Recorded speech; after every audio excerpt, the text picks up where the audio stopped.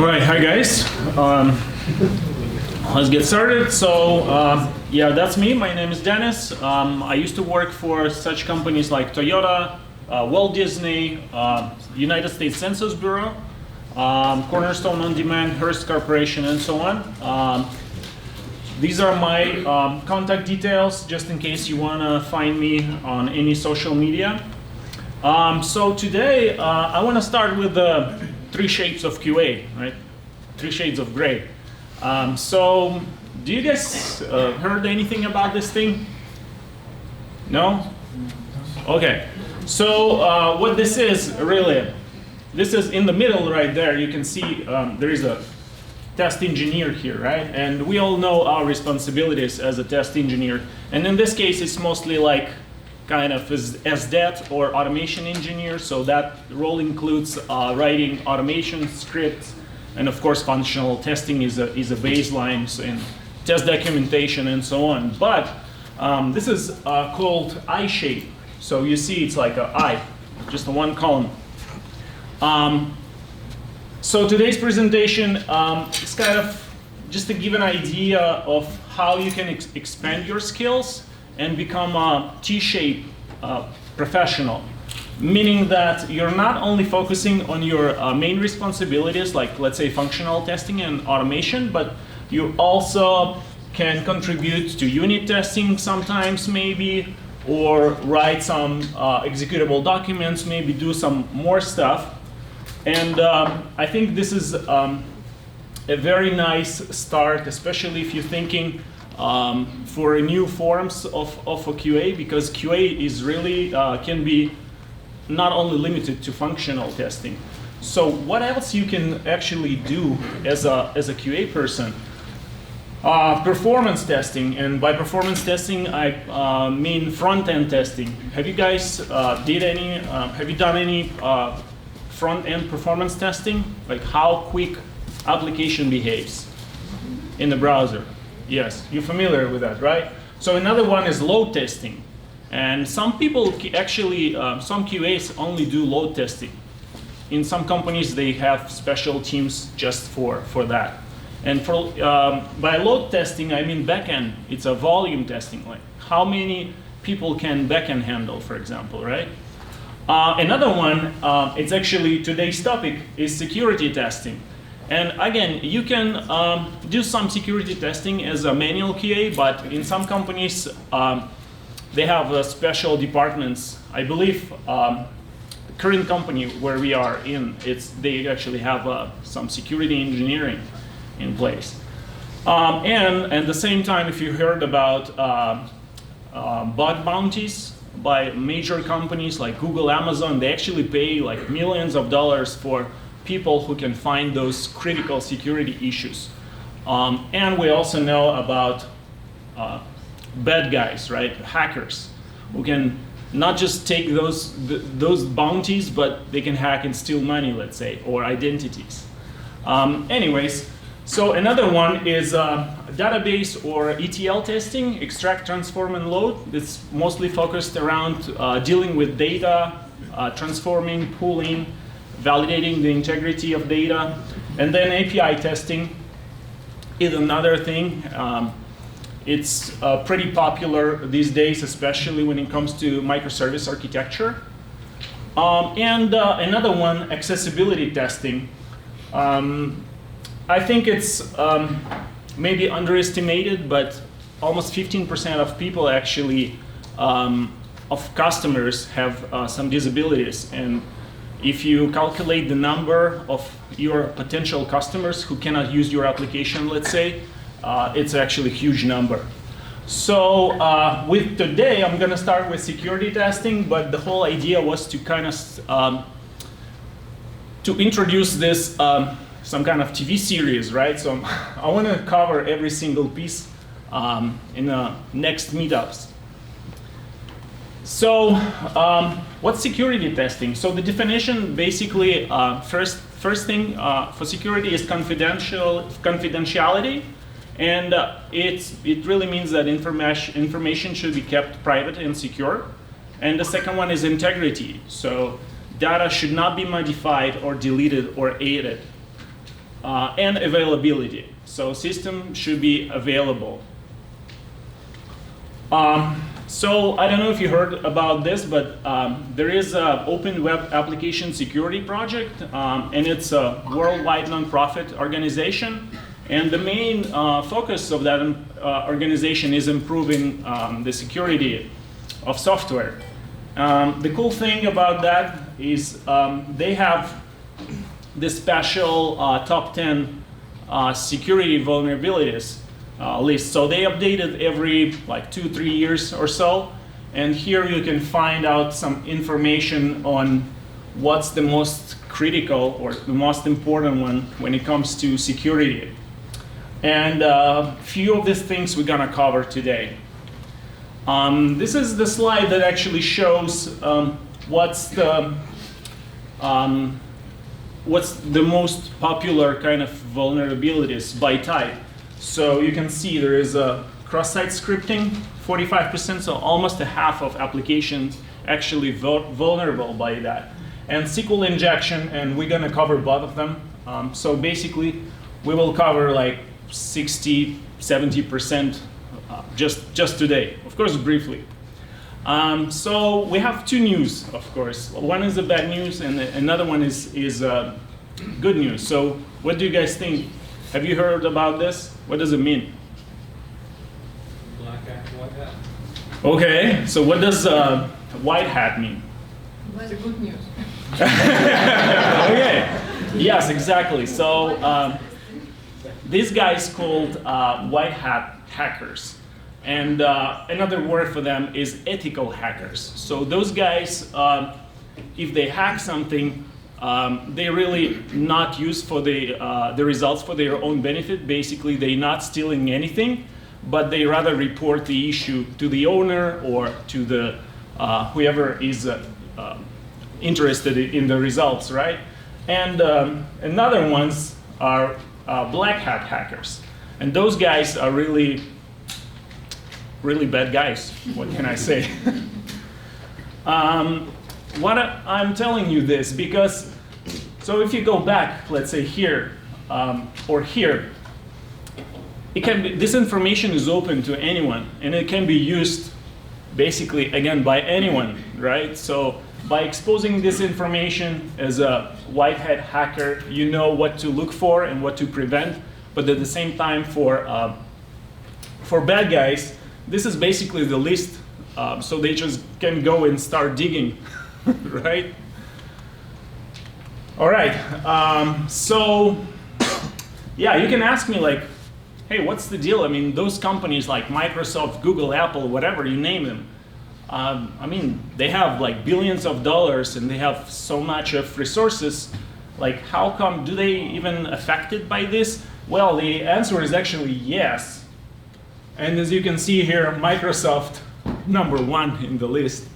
And then Oracle, IBM, Google, Apple, basically any company, you name it, they all have issues. For example, when it comes to Microsoft, I remember there was an issue with Microsoft Office 10, I believe. When you register your copy, your legal copy, of course, right? There was a like input box when you type in like serial number, it generates something on the back. So there was actually SQL injection in that field, and it's pretty major, right? That's why we got all of these free versions. Hopefully not. Okay, so #1 here, what you can check as, again, this presentation today is just for manual QAs. Of course, with the time frame that we have today, we just cannot cover like the whole variety of issues, and you cannot become, honestly, a security engineer within like 20 minutes of the presentation, right? But what you can do, if you're already working as a manual QA, you can just start adopting the things that I'm gonna show today and perform some basic security validations. So the first thing that you can take a look at, just comments in your code. Ideally, you don't want to see any comments. It's just extra text, and it becomes bigger, right? And sometimes you can actually leak some important information. But anyways, if you do have some comments in your HTML code, just make sure there is no login credentials or any other like IP addresses or URLs of staging environments and so on, framework versions or database versions, whatever is being used on the project. Because there is, again, a lot of catalogs where you can actually go and just by searching the particular version of framework, you can find all the vulnerabilities and just go and hack it just because of the version. You basically don't even need to know anything else. And of course, no personal info. So I don't know if you, have you guys heard about this website? I purchased something some time ago. So if you just open that, and I just did this screenshot yesterday, actually, at 2 a.m. So if you just open the Elements tab in Browser Console, you will see this nice little thingy that is basically Wayfair, right? Made in Boston, we are hiring, and just the link for careers. If you open that, then you probably not just a regular person, right? You know what you're doing, or at least you heard about this console. So I would assume you're a QA or developer or whatever. So, I mean, this is okay, right? But this is another screenshot that I found on the internet. You see here, some HTML, and then add this value to the first name to validate that you have looked at the page source, and there's some code right there. Of course, as a regular user, you would never know, and it's fine. But imagine you open this, and it actually happens in production. So be careful. Just a human mistake, right? So let's talk a little bit about authentication versus authorization. Who knows the difference? It's the same, right? Yes? No? So authentication is really who you are. So just to validate that you can, that's the right person, right? And authorization is basically the permission level. So are you allowed to see this information or not? So different types of access rights. So, and knowing this, we get to privilege escalation. We have two options here. It's horizontal right here. Basically, you see this Joe and Jane, just regular users, right? We all have accounts in Amazon or Google. And horizontal privilege escalation is when you log in and you see some other person information, for example. I don't know about you guys, but I definitely, I saw that some time ago. I logged in and I got to a messenger with some other person profile and all the messages. I'm like, what's going on? It's not even me. I don't know all of these people, but I can read all the messages, which is weird, right? And another one is vertical escalation. So in this case, it's only like a user and then administrator, but most of the times in the modern application, there is a lot of different access levels, like sub-admin, like brand, like store, and super admin, right? And so on, can go and go. So what are we testing here? First of all, just make sure that the user that is logged in can see the information for the access rights that user has. So you can just go as admin, change from user to, let's say, admin, and in another browser just relog in and make sure that the dashboard is different now. A lot of information now is visible, and if you demote that user back to normal user, then it will all disappear, right? Another thing is just check the URL, cookies, and HTML. I'm going to show that a little bit later. And the third thing here is check for incorrect password error. It's actually bad practice when you log in and you show that, let's say, password is incorrect. In this case, you say that, yes, user does exist in the system. You just need to guess the password, right? And it's bad for brute force attack. again, in systems these days, like Google, if you attempt to log in for like 3-5 times, you will probably start getting this security, this freaking message, right? When you have to pick like those images with traffic lights or with cars, right? And that's how it prevents actually you from brute force. You cannot just really go there and try to use dictionaries and log in for 1,000,000 times, and maybe one of those attempts will actually log you in. They actually prevent you like 3 to 5 times or so, and they say, hey, no, you're not human. Like you cannot do that, right? Anyways, so this is number 1 here. Just check for URL. Sometimes you can see like portal page, and then you can attend admin, and you can log in as an admin or see the admin information. Or sometimes it has a query string here with parameter admin 0. And of course, logically, you're like, what will I get if I change it to 1, right? And it works sometimes. Funny thing. This number 2 here, pretty much similar. So sometimes in those get sessions, you can see like session ID. And basically by knowing the session ID, you can log in on a different machine. And again, be careful when you capture screenshots. Sometimes it can be, that session ID can be part of screenshot, and if you expose that and session is still open, you can just do the same, and or whoever can just log in with your session. And it's the same for cookies, because as a manual QA, you can capture a screenshot with the issue, maybe with the cookies tab open, right? And it has a lot of cookies, as some of them can be very critical, actually. And another one, this is, again, an example that I found on the internet. So the front-end developer was kind of lazy, re-login every time as a regular user or admin. So they introduced this hidden field, user rights as admin, and then value 0. Of course, the first thing, but if I put 1 in there, right? It actually works as well. So the next one is the error message, and this is actually screenshots from our project that we work on in a bootcamp. Not gonna give you a name, but so if you try to log in with existing email, but wrong password, it shows you like wrong email or password. So it doesn't really show you like what's wrong, right? Which is good.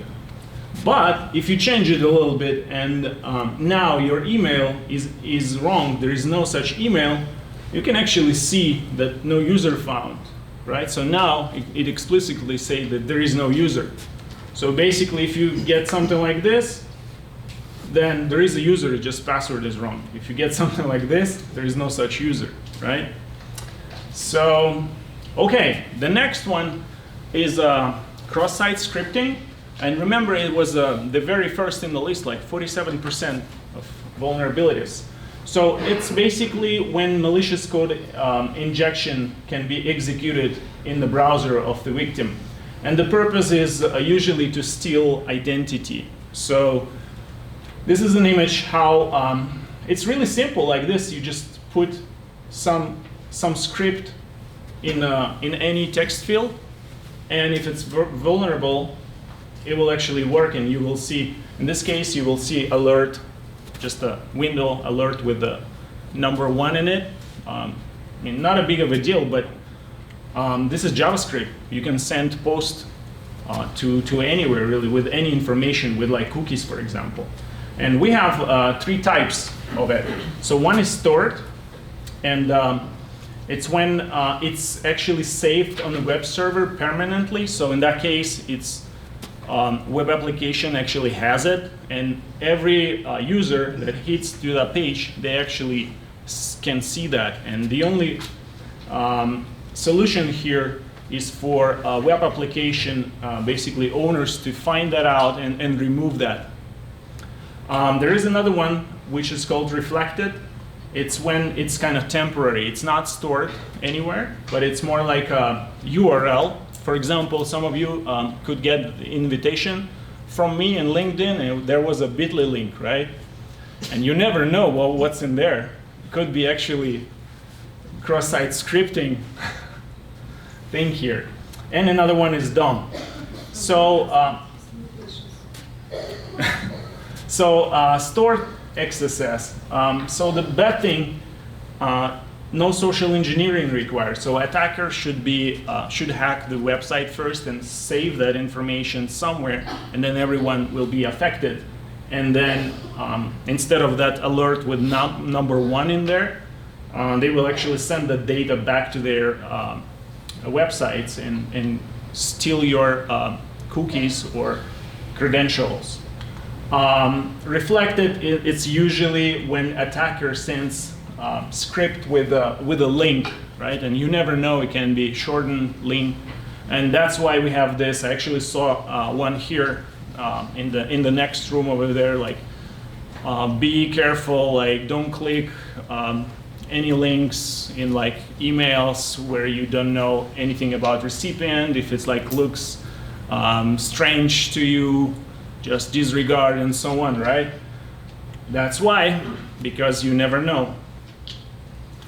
If you want to practice a little bit with the XSS, there is a website. It's actually right here, and it's like a game. So these are just screenshots, but it does exist. So you go there, they show you like this form. Reminds me of Google, huh? And you can just hack it with XSS. They made it vulnerable, so you can just practice little different techniques. And they have like hints for you, and like mission, objective, and I believe they have like 5 or 6 levels or so. So it becomes trickier and trickier every time, right? So how would you test XSS? So first of all, again, good thing, there's plenty of scanners available, and those tools, some of them have a UI, most of them, I would say, command line interface, like Skipfish or Dapity. You just basically open that application, you give it a link, and it goes there and does the job for you, and you just see that do nothing. If there's anything found, it will throw you the report. You just can grab that report and throw it to your development team. Easy. Another one, and I've never tried that actually, SOAP UI or manually. And SOAP UI has some functionality. I don't know if you guys use SOAP UI. Probably it's like Postman these days, right? But SOAP UI has those features that actually test for cross-site scripting. And there's another option, browser extensions. There is one. I don't think it's really like the best idea, but anyways, we have plenty of options. So how to prevent cross-site scripting? And this is more for development team, not for QAs, because it's how to really fix the issue, right? So input validation, number 1. So all the input by user should be, so you should prevent user from inputting inappropriate things, right? Filtering, like removing all the scripts, all the tags, cleaning up and sanitize the input. And escaping, and we're gonna talk about that a little bit later. So the next one is injection, and it's number 2 in the list. First would be HTML injection, and the second one is going to be SQL injection. So what is HTML injection? It's a client-side vulnerability when basically you can inject arbitrary HTML code into a web page. And that one usually, again, used along with social engineering, and the trick here is to actually make users think that it's all good and it's all nice, but you can steal the credentials of that user. So this is an example, again, by OWASP. It's a free application that you can download. There's a link. It's a legit application. It looks like this. Yeah, not much. It's kind of a blog, but you can practice with injecting your HTML code. You can see, like, B, bold, italic, and underscore are not allowed in blog entries. However, some other stuff is allowed, right? So What would you do with that? You just enter the HTML, so like this, with the header, sorry, please log in again, kind of simulating that it was you're not logged for, or you logged out for whatever reason. And then underneath you create a form with the method post, and then you see some website that will collect that data. And here you create 2 input fields and a button. And if you click basically on a save block, you will see something like this right below. And I think hackers, the success rate for hackers is something like 0.1% or so. It's very, very small number. But out of those billions people that we have on the planet Earth, there's going to be like thousands or millions people who will actually do this. And basically, you're giving away your credentials here, right? And if you submit, nothing will happen, and you kind of like, I don't know, and you forget, but now they have your credentials. Especially if you have password for all those websites and applications, the same password, right? Who has it? Raise your hand. Yes, nice. Yes, it's better to keep them separate. So the second one is SQL injection. And the first option here is called basic injection, and this is how it usually look like. It's not limited though. If you see some kind of login form, you can enter your email and password, but in a password field, you basically enter anything, it doesn't matter for you, and you add this thing in the end. I'm gonna show you why it's important. Because on the back end, what happens, it executes a query like this. Select star from users where email and password, la la la, right? And of course, it takes both values and adds them here. And when you do it like this, so that query becomes this. And the trick here, let me show you. The trick here is that, well, we're assuming that it's MD5 algorithm for encryption. It doesn't matter really. So the trick here is 1 = 1 statement. It's always true, right? Because it's always true, it's really, it disregards the first part here, all of this kind of part. So it really returns you a first user ID in the database, which usually administrator. So you don't have to know the password really.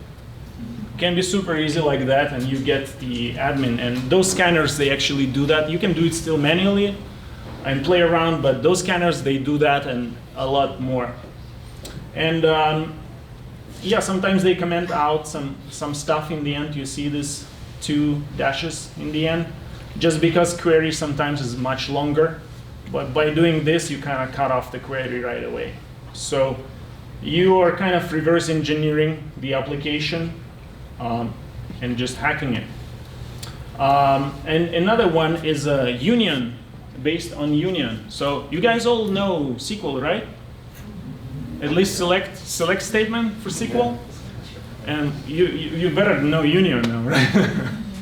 So yeah, simple thing. With the help of union, you can combine 2 different select statements in one. And this is another website. Again, if you go there, it alive, and you can practice your stuff. So this is how it would usually look like. So it returns some artist with ID = 1, right? Some random information. And here, by adding right in the URL, union select, and then your query. Again, it will disregard this part, and will actually print out the information that you're asking. You see, select, la la la, and you can see it right here. Password is actually test, and CC, I'm not quite sure what this column stands for, but it's right here, right? The bad thing that you have to know, like the database schema, like table names, for example, users. Most of the times it's not just like users, but they have they append some other stuff like dbo dot user rs and so on. But again, with the scanners, they actually solve that issue as well. So yeah, this is a little explanation here. So you change it to not just artist1, but -1, which is invalid. Usually in database, there is no index, like negative indexes. So that's why it kind of throws the error, and it does the rest of the query. Yeah, so how to prevent that? Basically the same things. Input validation, be careful with single quotes. Turn off the visibility of database errors. And using stored procedures helps as well, because you don't actually call the query, but it's stored in a database. So checklist. Number 1, easy to do, just check comments in HTML. Simple. Then make sure that your users have appropriate access right for appropriate access level. And you can also check UI and URL, so nothing critical is exposed. Of course, check for incorrect password error messages, so it doesn't show like user does exist, but the password is wrong, anything like that. And you can do some tricks with the XSS and HTML and SQL injections, like I showed, and there was a lot of links. I would say that, again, this is just brief introduction. Of course, security testing is an art, right? It involves it requires the knowledge of like databases, HTML, APIs, HTTP protocols, and so on. So if you want to do it manually, and the top hackers actually do that manually, you can find a lot of issues basically everywhere, but it's not that easy, of course. Few advices on software, what you can use. There is a general use software of ASP.zap, it's free. There is a burp suite, there is a free and paid version. You can play around. Again, that's a whole another different world. If you're only doing functional testing, for example, this Kali Linux is a special Debian Linux distribution with over 600 applications in there. So guess what? If you want to use it, you gotta go through them and figure out how they work, and it's a lot. Of course, for traffic sniffing, hopefully you guys use Fiddler and Charles Proxy, and that's for application layer traffic. And if you need to go deeper to the network protocol, Wireshark, I would say, would be your best bet. And if you want to show developers like what's the real use of XSS, for example, there is this thing that you can run, and that will show that you can actually turn on a camera on the laptop and like crazy stuff. Basically, you have unlimited access. So they will take it seriously now, right? And SQL map, automatic SQL injection. You just run it. It shows you everything. Hopefully, you're not gonna use it for your own benefit, right? But that tool exists, and there is hundreds of them available. So yeah, thank you. Hope you enjoyed. Game over.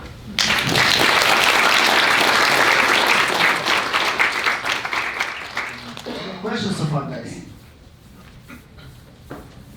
Yes. Hello, guys. My question is regarding the login. So basically, when you try to log in and you put, let's say, that you mentioned before, you put the wrong information. And what do we need, as a QA, what do we need to know what happened on the back end of this? Again, you can check the traffic. Sometimes it can be either like front-end error validation or back-end, or sometimes both. And you never know because what is displayed on the page doesn't equal really to what happens on the back-end, right? And sometimes it shows you like I cannot find the username and password combination, but on the back end, you can actually see that call coming back to you and saying like password is incorrect, for example, right? A little bit more digging, but on UI you only see like it's kind of all good, right? So just make sure when you do that both match and there is no sensitive data exposed. Thanks. Yep. So do you have stuff like XSS testing and functional injection testing as part of like the automated pipeline? Can you repeat the question? No, so yeah, the question was like, do we have any XSS testing as a part of our regression automated suite? No, so this presentation was actually for manual QAs, right? So I'm not talking about automation here, but of course, you can run some of those tools automatically and get the results, and you can act appropriately based on because it shows the report like critical issue or just like not very critical. And if you see some critical, yeah, that can be integrated. But it's a good question because I think automation of security testing, that's another level. Anybody else? Hi. How much do you trust into the OWASP results? Is it good enough to just run that at the end of the project, do the mitigation, fix the bugs, and then run again and we're good? Or do you feel like we should explore other tools and get some writing? I mean, there is I would say again, if you're working as a security engineer, which I'm not a security engineer, it's better than nothing, right? Would you take the risk or would you just let it go? I mean, it's up to you, but I think it's worth just taking a look at it and maybe see if there is really something that. But for startups, it's usually not the case. They don't care. They're mostly focused on functional stuff. Get it shipped, get it delivered. If it doesn't fly, whatever. If it flies, then well, now you need to tweak the stuff and hopefully you won't get hacked before, right? Thanks. Thank you. All right. All right. Anybody else? All right. Thank you very much.